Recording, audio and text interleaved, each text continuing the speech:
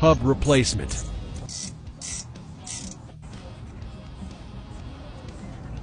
This vehicle came in with an ABS light on. I removed the sensor, and it had melted.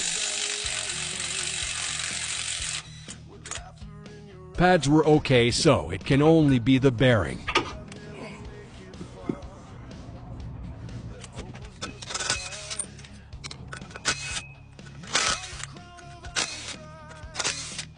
Not worth the risk if it fails and collapses.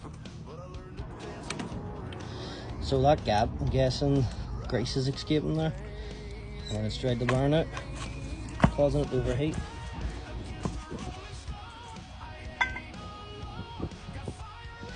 On this here side you can't really see it, but see here it's flush, and see at the bottom there's a big lip in it, so it's sitting like that.